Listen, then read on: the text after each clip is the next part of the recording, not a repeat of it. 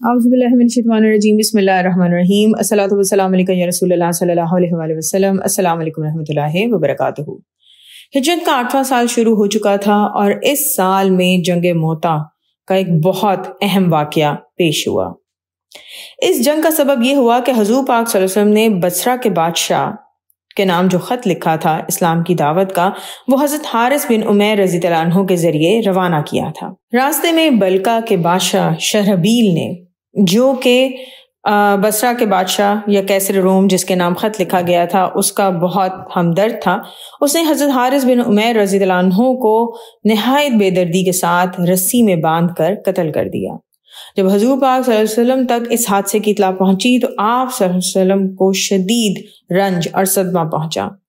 آپ صلی اللہ علیہ وسلم نے 3000 مسلمانوں کا لشکر تیار کیا اور اپنے دست مبارک سے سفید رنگ کا جھنڈا باندھ کر حضرت زید بن حارثہ رضی اللہ عنہ کے ہاتھ میں دیا اور ان کو اس لشکر کا سپہ سالار بنایا، اور ارشاد فرمایا کہ اگر زید بن حارثہ رضی اللہ عنہ شہید ہو جائیں تو حضرت جعفر رضی اللہ عنہ سپہ سالار ہوں گے، اور وہ بھی اگر شہید ہو جائیں تو پھر حضرت عبداللہ بن رواحہ سپہ سالار ہوں گے، اور ان کی شہادت کے بعد لشکر جس کو چاہے سپہ سالار منتخب کر سکتا ہے۔ اس لشکر کو رخصت کرنے کے لیے حضور پاک صلی اللہ علیہ وسلم خود مقام ثنیۃ الوداع تک تشریف لے گئے اور حضرت زید بن حارثہ رضی اللہ عنہ کو حکم دیا کہ جہاں پر حضرت حارث بن عمیر رضی اللہ عنہ کو شہید کیا گیا تھا وہاں جاؤ، وہاں کے کفار کو اسلام کی دعوت دو، اگر وہ اسلام قبول کر لیں تو وہ تمہارے اسلامی بھائی ہیں، ورنہ ان سے جہاد کرو۔ جب لشکر چل پڑا تو مسلمانوں نے بلند آواز سے یہ دعا کی کہ خدا سلامت اور کامیاب واپس لائے۔ جب یہ فوج مدینہ سے کچھ دور آگے نکل گئی تو خبر ملی کہ خود کیسر روم مشرکین کی 1,00,000 فوج لے کر بلقا کی سرزمین میں خیمہ زن ہو گیا ہے۔ یہ خبر پا کر حضرت زید بن حارثہ رضی اللہ عنہ نے اپنے لشکر کو پڑاؤ کا حکم دے دیا اور ارادہ کیا کہ حضور پاک صلی اللہ علیہ وسلم تک اس بات کی اطلاع دی جائے اور اگلے حکم کا انتظار کیا جائے۔ مگر حضرت عبداللہ بن رواحہ رضی اللہ عنہ نے فرمایا کہ ہمارا مقصد فتح یا مال غنیمت حاصل کرنا نہیں بلکہ شہادت ہے، اور یہ مقصد ہر وقت اور ہر حالت میں ہمیں حاصل کرنا ہے۔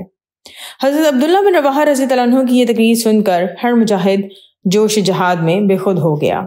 غرض یہ مجاہدین اسلام موتا کی سرزمین تک پہنچ گئے۔ وہاں پہنچ کر دیکھا کہ واقعی ایک بہت بڑا لشکر زرق برق وردیوں میں جنگ کے لیے تیار کھڑا ہے۔ دونوں لشکروں کی لڑائی شروع ہو گئی۔ کہا جاتا ہے کہ جب یہ لڑائی ہو رہی تھی تو حضور پاک صلی اللہ علیہ وسلم کی نگاہوں سے تمام حجابات اس طرح اٹھ گئے کہ میدان جنگ کی ایک ایک بات آپ صلی اللہ علیہ وسلم دیکھ سکتے تھے۔ بخاری شریف کی روایت کے مطابق حضرت زید، حضرت جعفر، حضرت عبداللہ بن رواحہ رضی اللہ عنہ کی شہادتوں کی خبر آپ صلی اللہ علیہ وسلم نے میدان جنگ سے خبر آنے سے پہلے ہی اپنے صحابہ اکرام رضی اللہ عنہ کو سنا دی۔ آپ صلی اللہ علیہ وسلم نے انتہائی رنج کی حالت میں صحابہ اکرام رضی اللہ عنہ کے بھرے مجمع میں یہ ارشاد فرمایا کہ زید رضی اللہ عنہ نے جھنڈا لیا، وہ بھی شہید ہو گئے۔ پھر جعفر رضی اللہ عنہ نے جھنڈا لیا، وہ بھی شہید ہو گئے۔ پھر عبداللہ بن رواحہ علمبردار بنے اور وہ بھی شہید ہو گئے، یہاں تک کہ جھنڈے کو خدا کی تلواروں میں سے ایک تلوار یعنی حضرت خالد بن ولید رضی اللہ عنہ نے اپنے ہاتھوں میں لے لیا۔ حضور پاک صلی اللہ علیہ وسلم صحابہ اکرام رضی اللہ عنہ کو یہ خبریں سناتے رہے اور آپ صلی اللہ علیہ وسلم کی آنکھوں سے آنسو جاری تھے۔ موسیٰ بن عقبہ نے اپنے مغازی میں لکھا ہے کہ جب حضرت یعلا بن امیہ رضی اللہ عنہ جنگ موتا کی خبر لے کر حضور پاک صلی اللہ علیہ وسلم کے دربار مبارک میں پہنچے تو حضور پاک صلی اللہ علیہ وسلم نے ان سے فرمایا کہ تم مجھے وہاں کی خبر سناؤ گے یا میں تمہیں وہاں کی خبر سناؤں؟ حضرت یعلا رضی اللہ عنہ نے عرض کیا کہ یا رسول اللہ صلی اللہ علیہ وسلم آپ صلی اللہ علیہ وسلم ہی سنائیے۔ جب آپ صلی اللہ علیہ وسلم نے وہاں کا پورا حال اور ماحول سنایا تو حضرت یعلا رضی اللہ عنہ نے کہا کہ اس ذات کی قسم جس نے آپ صلی اللہ علیہ وسلم کو حق کے ساتھ بھیجا ہے کہ آپ صلی اللہ علیہ وسلم نے ایک بات بھی نہیں چھوڑی کہ جس کو میں بیان کروں۔ حضرت جعفر رضی اللہ عنہ کی بیوی حضرت اسماء بنت امیس رضی اللہ عنہ کا بیان ہے کہ میں نے اپنے بچوں کو نہلا دھلا کر تیل کاجل سے آراستہ کر کے آٹا گوندھ لیا تھا۔ کہ بچوں کے لیے روٹیاں پکاؤں۔ کہتے ہیں رسول پاک صلی اللہ علیہ وسلم میرے گھر میں تشریف لائے، فرمایا کہ جعفر رضی اللہ عنہ کے بچوں کو میرے سامنے لاؤ۔ جب میں نے بچوں کو پیش کیا تو آپ صلی اللہ علیہ وسلم بچوں کو سونگھنے اور چومنے لگے، اور آپ صلی اللہ علیہ وسلم کی آنکھوں سے آنسوں کی دھار بہہ رہی تھی۔ تو میں نے عرض کیا کہ کیا حضرت جعفر رضی اللہ عنہ اور ان کے ساتھیوں کے بارے میں کوئی خبر آئی ہے؟ تو آپ صلی اللہ علیہ وسلم نے ارشاد فرمایا وہ لوگ آج شہید ہو گئے ہیں۔ یہ سن کر میری چیخ نکل گئی اور میرا گھر عورتوں سے بھر گیا۔ اس کے بعد حضور پاک صلی اللہ علیہ وسلم اپنے کاشانہ نبوت میں تشریف لے گئے اور ازواج مطہرات سے فرمایا کہ جعفر رضی اللہ عنہ کے گھر والوں کے لیے کھانا تیار کراؤ۔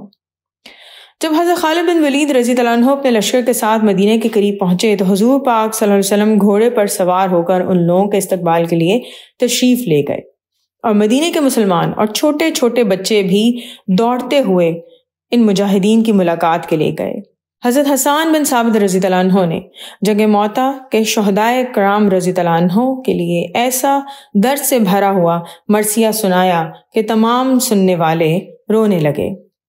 حضرت جعفر رضی اللہ عنہ کے دونوں ہاتھ شہادت کے وقت کٹ کر گر پڑے تھے، تو حضور پاک صلی اللہ علیہ وسلم نے ان کے بارے میں ارشاد فرمایا کہ اللہ تعالیٰ نے حضرت جعفر رضی اللہ عنہ کو ان کے دونوں ہاتھوں کے بدلے 2 بازو عطا فرمائے ہیں، جن سے اڑ اڑ کر وہ جنت میں جہاں چاہتے ہیں چلے جاتے ہیں۔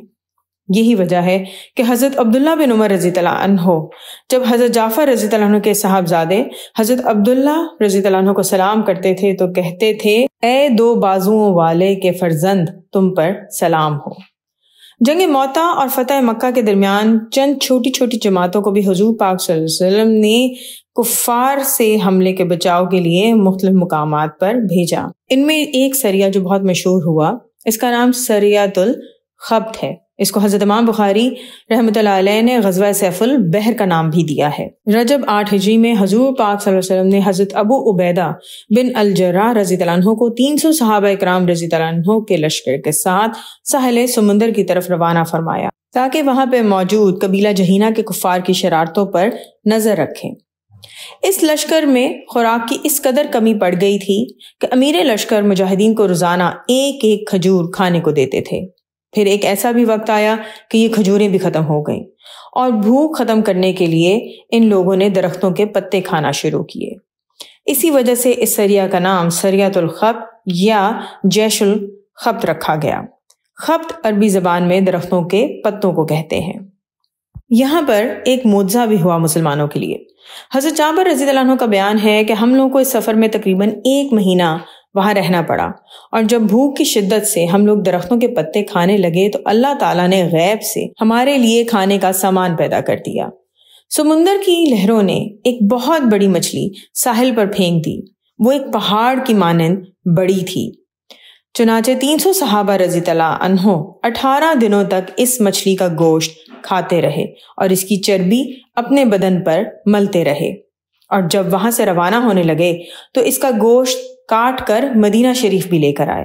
اور جب یہ لوگ حضور پاک صلی اللہ علیہ وسلم کی بارگاہ میں حاضر ہوئے اور آپ صلی اللہ علیہ وسلم سے انہوں نے اس کا تذکرہ کیا تو آپ صلی اللہ علیہ وسلم نے ارشاد فرمایا کہ یہ اللہ تعالیٰ کی طرف سے تمہارے لیے رزق کا سامان تھا۔ پھر آپ صلی اللہ علیہ وسلم نے اس مچھلی کا گوشت طلب فرمایا اور اس میں سے کچھ تناول بھی فرمایا۔ یہ مچھلی اتنی بڑی تھی کہ جب حضرت ابو عبیدہ رضی اللہ عنہ نے اس کی 2 پسلیاں زمین میں گاڑ کر کھڑی کیں تو اس محراب کے اندر سے ایک ایسا اونٹ کہ جس پر کجاوا بندھا ہوا تھا وہ آرام سے گزر گیا۔ انشاءاللہ باقی نیکسٹ ویڈیو میں الصلاۃ والسلام علیکہ یا رسول اللہ صلی اللہ علیہ وآلہ وسلم۔ السلام علیکم رحمۃ اللہ وبرکاتہ۔